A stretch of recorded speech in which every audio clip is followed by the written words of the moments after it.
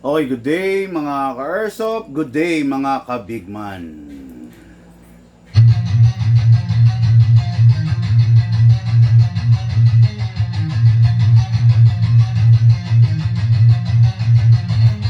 Magsalabi sa daan, huwag kang babangga. Papasok si Big Man, may dala na banda. Minsan siniraan, pero di pinansin. Toxic vibes, bro, di yan sa amin. Nagka-problema, bumangon pa rin.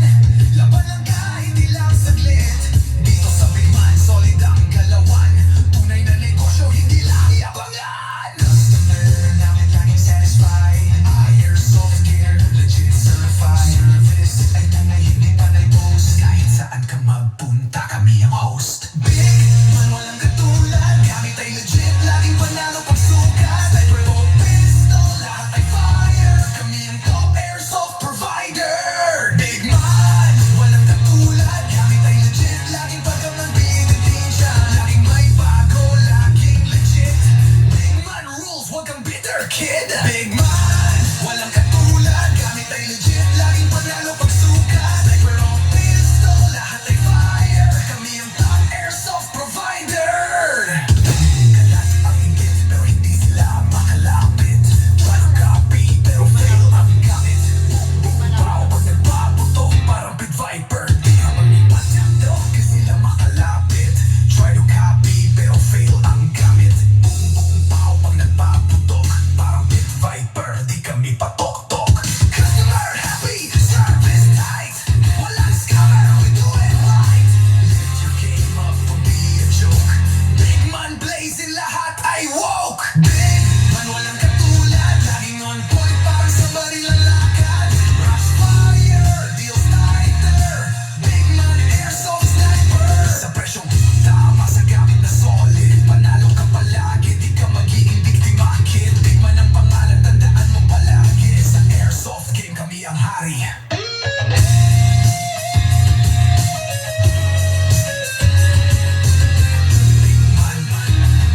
Di mo kayang tapatan. Walang gaya-gaya, panalo palagi. Kaya sa Big Man, siguradong real ka bossing.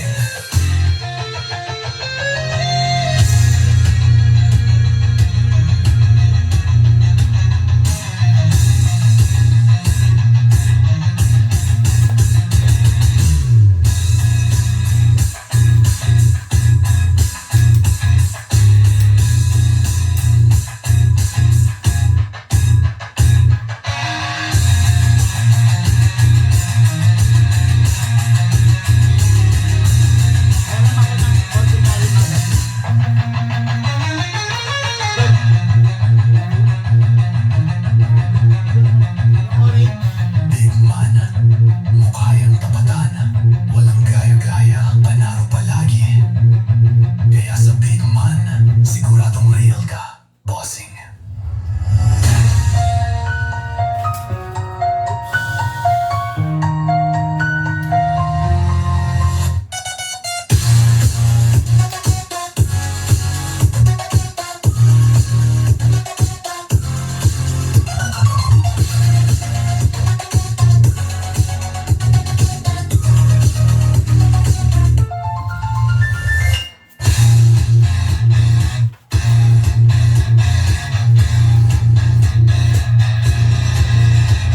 Okay, hello po sa inyo lahat. Good day mga ka-Airsoft, good day mga ka-Bigman. Magandang hapon po. Ngayon po, magkakasama tayo sa isang hapon ng review and unbox ng unit ng ating mga boss.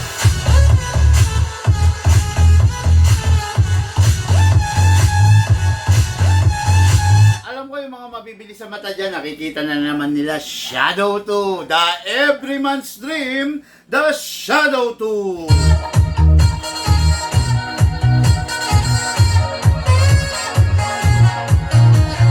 Oh, ito Shadow 2 natin is unit ng ating K-Airsoft, special K-Airsoft from San Diego, California. Bali si Sir John Marcus ay isang foreigner. Foreigner, no? So, uuwi siya rito by the end of June. Way back in San Diego, California, USA. nakikita niya na rin yung mga ano natin, mga vlogs na ginagawa natin. Natutuwa raw siya, no? Medyo medyo nosebleed ang nangyari rito kasi iba yung punto ng ating ka-airsoft eh. Foreigner siya pero the way he speak English, pero iba eh. Hindi ko malaman kung medyo it is not appropriate na tanungin ko kasi siya, no? Pero parang may pagka-Australiano na Briton. Alam mo 'yon? Hindi yung typical na Amerikano na madaling intindihin yung the way ng pag-i-English. Parang medyo matigas no? Kaya medyo talagang nahirapan po ang inyong lingkod, no? So, Shadow 2 nag-request siya, malupit to. Bakit? Kasi itong Shadow 2 kasi na ni-request niya is CO2 version. Makikita nyo CO2 version. Ngayon, nag-request pa siya ng isang green gas version. So, bali ang magiging magazine niya is CO2 and green gas. Kaya medyo nahirapan tayong itono to, no? Dahil, yun nga, two gas will combine, no? So, anyway, wala namang imposible sa atin sa Big Man. Ayun, ito na. Okay, no? So, isang CO2 magazine on the right, on my right hand is a CO2 magazine. On my left hand is a green gas magazine. Okay, parehas shadow orange yan. Parehas, yung base pad niya, makikita nyo orange. Yan lang ang pagkakakilanlan, no? Yung CO2, normally butas yung magazine. Mamaya makikita nyo kung paano ginagamit yan. Ipapasok ko dyan. Then, ito yung green gas magazine. So, ayan, nyo. Yan yung pinagkaiba, pero parehas ng size, parehas ng shape kasi para yan sa unit na ZZ Shadow 2 na orange edition. Okay? This is not the version na how do you call this? This is not the rare version. Standard version lang to kasi makikita nyo, wala naman siyang magwell. Okay? Wala siyang magwell. Yun. Wala siyang magwell, no? So, standard version lang to. Yung kasing rare version natin is ubos na po. Actually, ang meron ako, meron na lang ako display. So, yung display naman natin, so far, kompleto pa. No? Pero syempre, dahil dahil ubos na yung rare version, sad to say, dandang mauubos ang display natin. Okay? So, yun, ito yung unit natin, bossing. Re-review and unbox natin in just a while. Okay? Mga ka-airsoft, samahan nyo ko.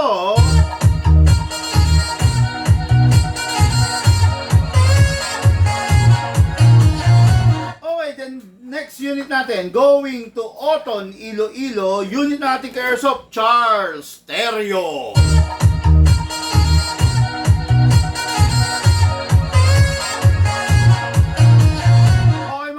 This is an EMG Cybergun M4 CQB rifle.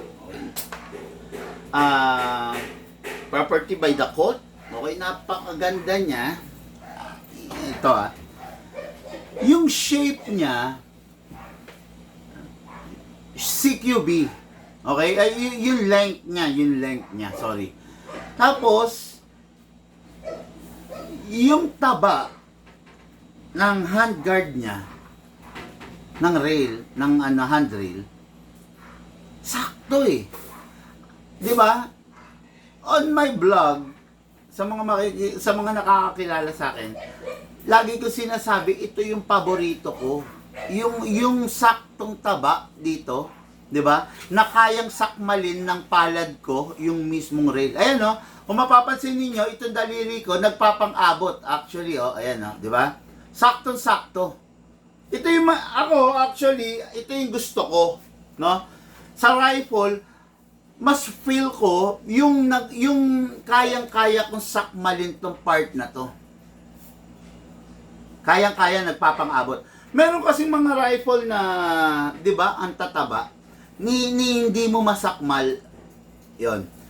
Yung word na sakmal, hindi ko alam kung Tagalog yun, ha. Hindi ko alam kung lahat nakakaintindi. Kumbaga, maakap. Yun, maakap. Gustong gusto ko yung naakap ng daliri ko, yung mismong unit. Meron kasing mga unit na matataba like HK. I'll give you an example para medyo magets ninyo yung sinasabi ko, okay? Walang orange stick to. Ayun. Ito mga Airsoft, tignan nyo to, ha. Pag ito, hawak ko to, tignan nyo. Ito yung daliri ko, ha. Ayan, yung daliri ko, to. Ayan, no? Hindi siya nag-aabot. Di ba? Feeling ko tuloy, hindi ko ganong kontrolado yung baril. Ganon din lalo na sa pag ang gagamit newbie, tignan nyo, hindi magpang-abot. Hindi talaga, kahit anong gawin ko, ayan, no? Okay? Yan, ganyan ha. Iba yung pakiramdam pag yung unit is ganito. Yan, iba yung pakiramdam pag yung unit na naaakap mo, ang term na ginagamit ko yung nasasakmal. Kumbaga nasasakmal mo, naaano mo. Walang iniwan, sinakmal ka, nakagat ka, buong buo. 'Di ba? Parang gano'n. Ito naaakap ko siya while ito hindi. Oh, yan. Yan yung sinasabi ko, no? Sa mga nakakakilala sa akin, alam nyo na ako, personally, gusto ko yung naaakap ko yung unit, no? So, the best to. Tapos, pinalagyan pa ng bossing natin ng EOTech holographic scope. Okay? Ang EOTech holographic scope is capable of night mode and day mode. Pwede siya sa panggabi, pwede siya sa pang-umaga. Okay? Ayan. Night mode and day mode. Capable siya doon. Ngayon, itong EOTech holographic scope, masasabi natin na ano to. Paano ba sabihin to? Na pwede into a heavy duty use. Okay? Kasi ganito, meron kasi mga scope na pag nakalog, nawawala sa calibration. Nawawala siya sa zero. Pero ito kasi is the original version. So kahit makalog, hindi siya nawawala sa calibration. Okay? Ngayon, itong EOTech holographic scope, medyo hindi ko lang alam kung talagang mas matitibay yung mga dati. Okay? Meron kasing cases na nababasag na yung lens niya. No? Meron kasing 3 beses na reportedly sa akin na kung pwede ko raw bang ma-repair yung ano nila, no, yung ano to? Yung lens kasi natamaan ng bala. Siguro pinanglaro or basta ganun. Natamaan ng bala so nabasag, no. Sa pagkakataon na yan, gumagamit kami nung tinatawag na lens protector. Look, pasuyo ng lens protector. Gumagamit kami ng lens protector. Okay? Sa bagay, kasi yung investment ninyo, sayang naman di ba? Ito, ganito, gumagamit kami ng lens protector na ganito. Actually, pakita mo rin. Ito tignan nyo. Ito, tinamaan na yan. Ayan, pakita mo. Ayan, o. Yan, tinamaan na yan ng bala. Pero, kahit pa paano nag-survive. Just imagine, na walang lens protector, dire-diretso tatama sa unit mo. Yan. Yan. Diyan nilalagay yan. Yan. Pag hindi mo gagamitin, fold mo. Sorry. Medyo lapit pa natin konti.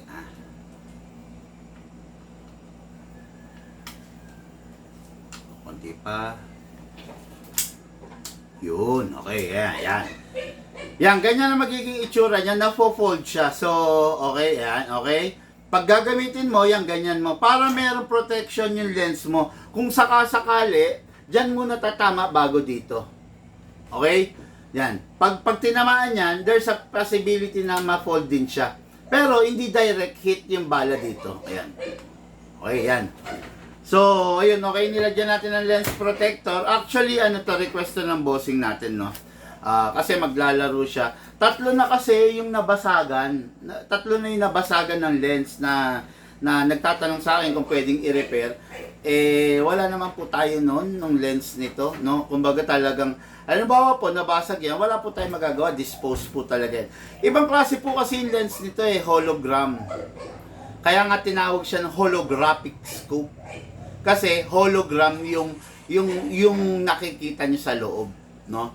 So hologram, it means to say na yung lights na nakikita niyo sa loob is hindi perpendicular. Nagmumula siya sa ibang lugar, maybe sa top, tapos nire-reflect lang siya. Yun yung nakikita nyo doon sa lens. Okay? Hindi siya perpendicular straight. Hindi. Yun, medyo mahirap paliwanag, pero sana maintindihan nyo yung sinasabi ko sa inyo. Okay? Unit po ito ng ating Curse of Charles Stereo.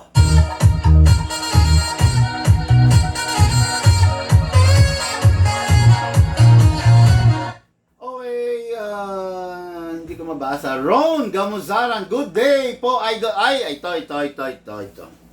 Hindi ko daw pasalamatan on live to si Bossing no? Sir Ron Gamuzaran, maraming salamat po, no? Sa inyo dun sa chocolate. Actually kinakain ko yung chocolate. Meron pang isang nakabulsa sa akin, di ba?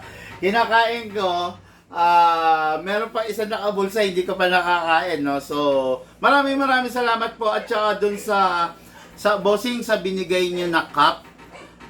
Collector po kasi ako talaga ng mga cup, no? Itong mga nasa nakikita niyo sa shop, iilan lang po ito sa collection ko ng ano. Actually, meron dito 2, 4, 6, 8, 10, 12, 14, 16, 18, 20, 22, 24, 28.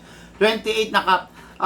To tell you honestly, collector ako ng mga cup, ng jersey, tsaka jacket, no? Mga jacket, no? Collector ako. Total of cup ko, meron ako, I think, nasa 80 plus cup, no?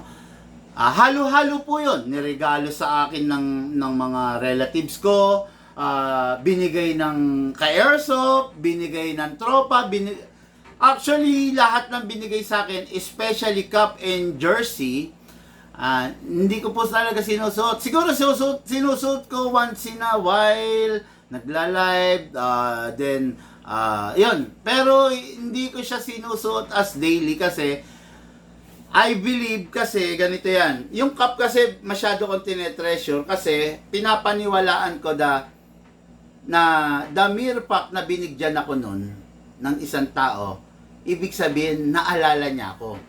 Ibig sabihin, kaya niya ako binigyan nun, naalala niya ako doon sa mga mabubuting gawa ko.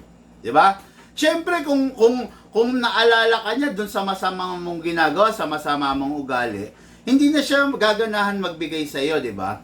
Pero dahil nakakita siya ng good side mo, kumbaga, nagka-points ako sa kanya. Kaya binigyan niya ako. Kaya yung mga cup na binibigay sa akin, nakalagay lang sila sa isang anong tawag dyan? Cup hard case, ganon? Oo, basta sa cup hard case, hindi ko siya ginagawang daily, hindi ko talaga sinusuot. No? Talagang dinidisplay ko, tinetreasure ko. Yung binigay sa akin ni Manong Chavit Singson, nandito. Yung binigay sa akin ni Senator Ralph Recto, ni Senator Cheese, ni Congressman Alvarez, lahat nandito, no? Kasi yung mga yan, mga naging customer, naging client natin ng minsan, no, na nag-try sila ng airsoft. Yung sa, sa House of Representatives, ang dami nagbigay din sa akin dyan. I think parang mga nasa 4, no? 4 na congressman. Lalo na mga mayor, no? Yan. Maraming salamat po sa inyo. Dahil po, kahit syempre, tao lang naman tayo, nagkakamali tayo, minsan nadadala tayo ng emosyon. Pero nakakita kayo ng isang point sa akin, tapos binigyan niyo ko niya. Maraming salamat po, no, sa inyo. Sir Ron Gamusaran, maraming salamat, no. Yung chocolate, inuunti-unti ko. Okay, maraming salamat po. Dire-diretso po tayo mga Curse of Review and unbox ng unit ng ating mga bossing.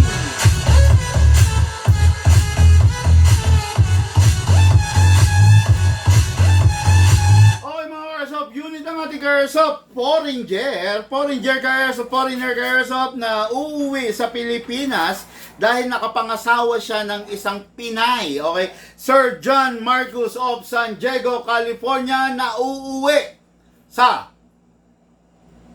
Tugatog, Malabon. Bossing, sir, this is your unit. The CZ Shadow 2, the Everyman's Dream, the Shadow 2, kung tawagin, the Cheater's Gun.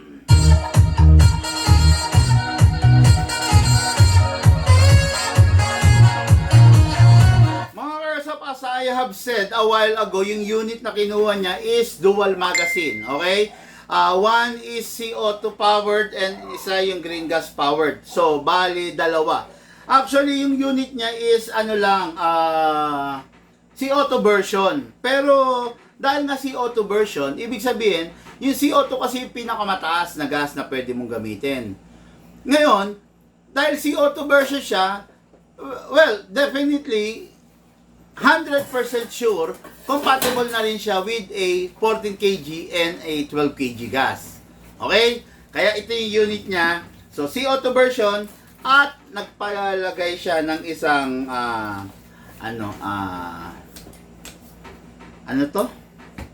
green gas version. Okay? So, ito po yung unit mo with the dual magazine. Okay, number 1, kahit CO2 to mga Airsoft, kailangan pa rin niyang mag-silicone oil, ha? Press the valve, then spray. Tapos, i-sprayan mo, hindi sa inlet, dahil walang inlet valve to. I-sprayan mo dito. Yung dadampian ng CO2, yung lalaglagan ng CO2, doon mo i-sprayan. Okay? Alisin lang natin muna to. To, ha? The base pad. Kasi, luluwagan mo to. Buha tayo ng tools. Okay, luluwagan to.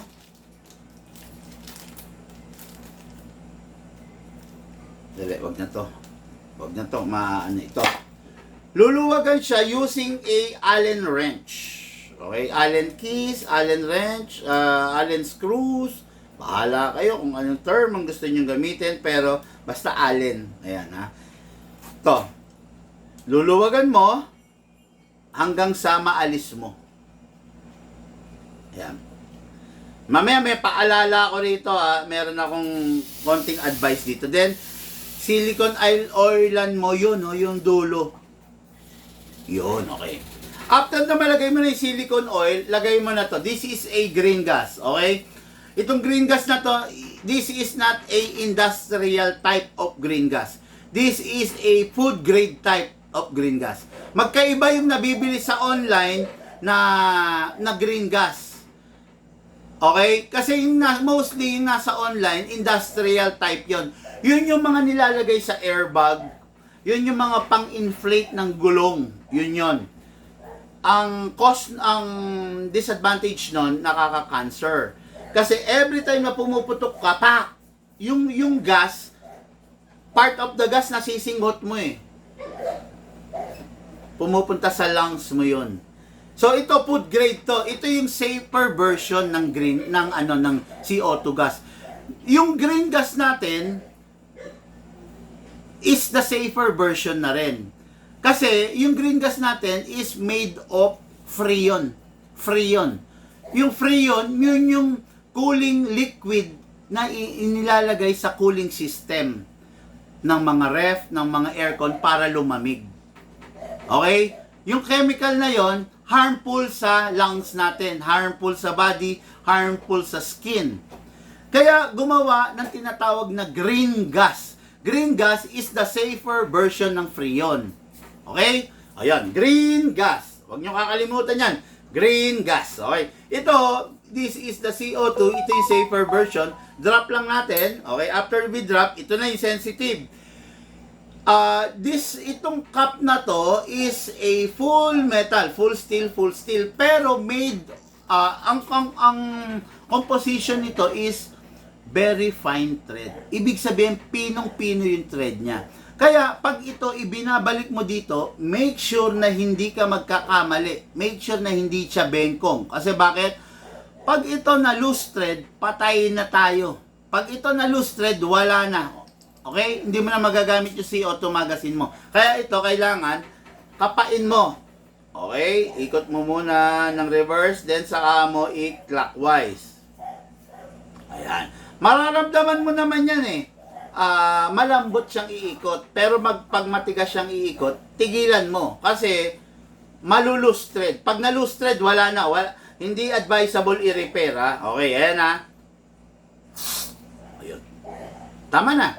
Okay? Pag narinig mong wala ng singaw, okay na yon. Higpitan mo lang. Okay, ayan na. Loaded na. Merong advantage and disadvantage ang isang CO2. Okay, ano? Ang advantage ng isang CO2, pag naipasok mo na, ay ang disadvantage muna tayo. Ang disadvantage ng isang CO2, pag naipasok mo na yung CO2, yung cartridge, you cannot undo. Hindi mo na pwedeng bunutin ulit, hugutin ulit. Bakit? Kasi sisingaw na. Isa yun sa disadvantage niya. Ngayon, ang advantage nito, ito yung pinakamatikas, pinakamalakas na klase ng hangin na pwede mong gamitin sa airsoft mo. Ang gumagamit kasi ng CO2 is mga airgun. Pero, bukod tangi, isa sa mga top na unit na pwedeng gumamit ng CO2 ang ZZ. Kung ang unit mo WE T-Rex, huwag mong gagamitan ng 14 at saka ng CO2. Pero si ZZ, panis sa kanya. Kayang-kaya niya. Okay? So, loaded na ng CO2. Tulad ng sabi ko, pag naikabit mo na, hindi mo na pwedeng alisin yan. Pwede mong alisin, sisingaw, sayang. Okay? Kaya, gumamit ka lang ng CO2 pag talagang kailangan mong gamitin. Pag desidido kang ubusin. Pero kung magpuputok ka lang naman ng 10, ng 15, or ng 2 magazine, huwag ka magsi-CO2. Mag-green gas magazine ka na lang. Okay? Lagyan natin ng bala to, mga airsoft, ha? Wala na to.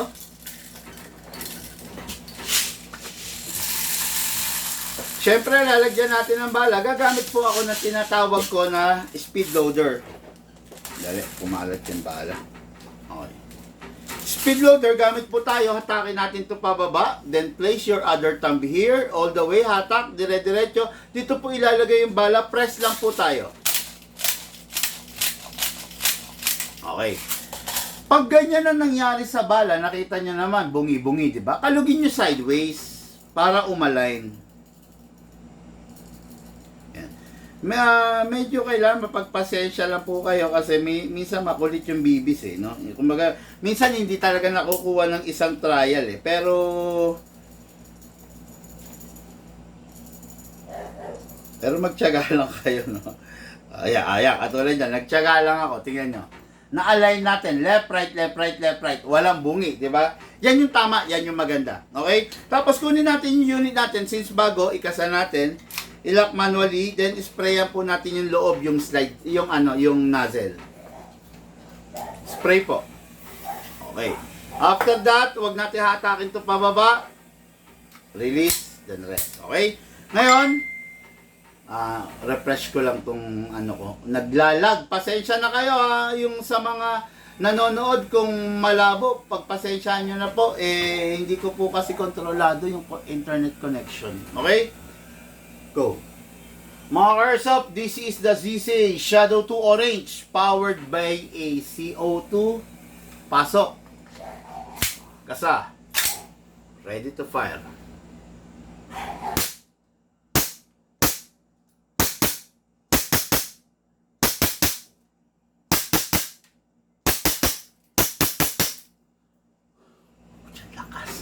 Open slide kasi wala nang bala. Next thing to do, release the magazine, release the slide, then rest the hammer by pressing the trigger.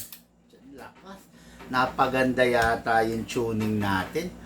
Look, hindi siya ordinaryong putok ng CO2. Grabe ang lakas, no? Ang lakas ng ang lakas ng recoil niya. No?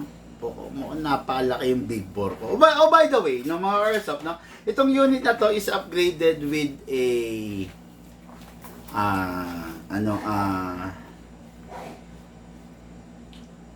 fixed outer barrel, fine tuning trigger job, hammer protection pad, hapa rubber, at saka naka-enhance into a big bore nozzle. Okay, try naman natin si Otto niya, si Otto Magazine.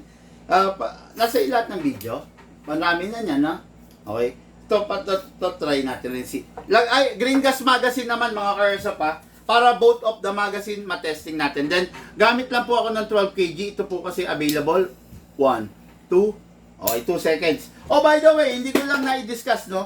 Yung inilagay natin si Auto cartridge is good for 70, 80, 90 rounds. 90 na putok. Okay?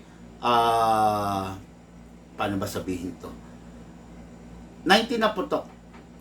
Especially, mas mataas pa doon, umaabot ng 100 pag nasa labas kayo puputok. Pero pag nandito sa loob, medyo lessen kasi aircon. Hanggat maaari, ayaw ng airsoft yun no? Okay?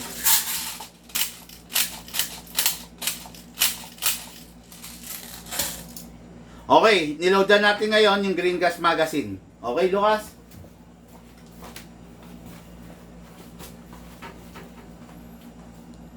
Okay, again, this is the CC Shadow 2. Try naman natin yung Green Gas Magazine niya. Pasok. Kasa. Ready to fire.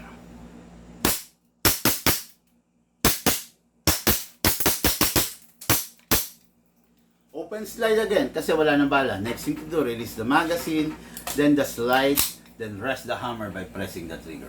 Okay. Ayan, nakita nyo, CO2 magazine and Green Gas Magazine. Pwede, di ba? Kaya napaka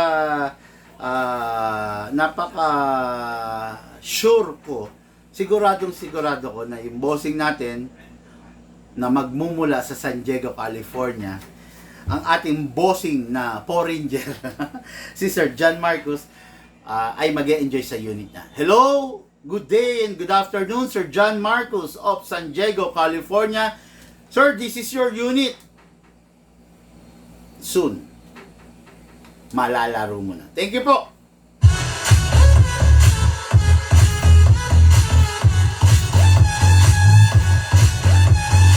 Okay mga Airsoft, next unit natin guns lang yan. Tapos lagay mo to doon. Dalawa. Okay. Okay mga Airsoft, next unit natin is requested. Kasya ba dalawa? Yung CO2? Wag. Kaya mo lang. Okay, next unit natin. Ha? Sa stand, tapos yung magkasaliwat yung magazine. Dalawa. Diba? Okay, next unit natin ngayon is ito. Napakaganda. O kaya, sige, diyan mo na muna. Siguraduhin mo lang wag maani yung magazine, magagasgas, ha? Okay. Next unit natin is unit natin kay Airsoft Charles Stereo of Oton, Iloilo. Mga Airsoft, this is a rifle. This is an AEG rifle. What is good and special about this rifle? This is a full metal rifle.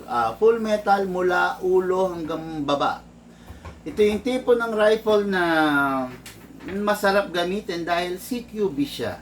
Hindi ka mahihirapan. Ang dali niyang i-maneuver. O, tignan nyo, oh. Diba? Oh, madali siyang i-maneuver kasi CQB siya. Hindi ko naman sinasabing hindi magaganda yung mahaba. Ang sa akin lang, ang point ko lang is madali siyang i-maneuver. Easy firing. Kumbaga, konti lang ang setup na kailangan niya. Kung makikita nyo, gwapong-gwapo na siya. Simple and clean. Ano ba yung nakalagay sa kanya? Number 1, EOTech holographic scope. Compatible with day and night mode. Tapos, meron siyang lens protector para sa bala kung nag-bounce back o kaya natamaan, protektado. Diba? Then, sa unit, makikita nyo, elegant black lang siya. Walang ganong abubot, no? Ako kasi mas gusto ko yung unit na simple and clean. Yung malinis pa, no? Ang hirap kasi nung masyadong loaded na unit. Kumbaga, defeated ang purpose. Well, at the same time, defeated ang purpose kung CQB tapos hahabaan pa natin, di ba? Yung mga ganitong tipo ng unit, mas okay ito ng ganito lang. Kasi yung iba hindi mapakali, lalagyan pa ng suppressor, etc. no? Pero ako, to tell you honestly, kikita ko pag yung ka-airsoft nagsuggest ako na nagsuggest, sir, lagyan mo na gato, sir, dagdagan natin gato, sir, di ba? Dagdagan ng kung ano-ano, kaya lang, para bang hindi ko naman maatim yung ganun, no? Na alam ko na, well, eventually, hindi siya mag-e-enjoy dahil sobrang bigat. Lahat bibili niya, yung mga ganun, hindi ko maatim yun eh, sa totoo lang. Kaya, ako, mas gusto ko yung ganito.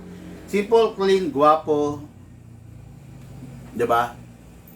Oy, wala na itong battery rito? Sige. Okay, so gamit tayo ng battery. Siyempre, ang battery yung gagamitin natin is A-Li Poly. Medyo mataas na rin ang FPS nito kahit CQB. Normally 380 to 400 pero nagtaas tayo ng kaunti. Okay? Ngayon, full adjustable to depende sa iyo, depende sa gusto mong haba. Ayan, no. Ikaw naman na magse-set niyan di ba? O yan. Okay? Ngayon, pwede mo rin naman siyang alisin. Ito, hatake mo lang to then yun. That's it, no? Tapos this is the butt tube kung saan mo ilalagay yung battery mo. Okay, drop mo lang, yan lang. Okay, then plug lang natin. Ganun lang kadali ito mga ka-airsoft, no? Ganun lang kadali ang isang rifle, no? Ang rifle kasi is napakaganda kasi di battery. Matipid. Ang kailangan mo lang i-charge siya. Yun lang, di ba? Then single fire, ayan rapid fire. Yun. Okay? Ngayon, ito yung magazine niya. So, ito, gamit na lang tayo ng magazine ko para wag magasgas. Okay? Okay. Magazine is a metal. Binubuksan sa ibabaw, then drop. After that, sara mo. Ngayon, may gear sa ilalim. Kakamutin. Pero maglagay tayo ng .20.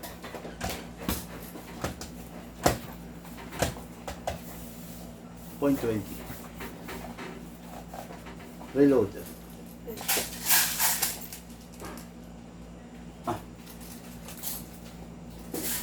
Lagay tayo ng .20 kasi magkokrono tayo, no? Ayan. Kailangan kasi pag nagkokrono, .20 ang ginagamit. Hindi po pwedeng gumamit ng ibang bala maliban sa .20 para makuha natin yung pinaka standard measurement, okay? Then, kamot lang po sa ilalim. Kamot hanggang maramdaman mong humigpit na. That's it! Pasok natin sa unit. Make sure you heard the clicking sound. Make sure na hindi malalaglag. Chrono test po natin para makita natin kung gaano kalakas. Again, mga ka-airsoft, 380, 400 FPS. Tignan po natin. Firing! 521. 521 FPS para sa isang CQB. Firing! 523. 523. Firing! 522. 522. Firing! 521. 521. Firing! 524. Yan. Kita nyo, stable. Stable yung FPS niya kasi bago pa. Okay? Kailangan to lumapat pa. Pag lumapat to, it's either tumaas to ng +5, +10 or bumaba ng -5, -10. No? Yun yung error bracket natin regarding FPS. Okay? So ngayon, firing po tayo. Unit ng ating Airsoft Charge Stereo.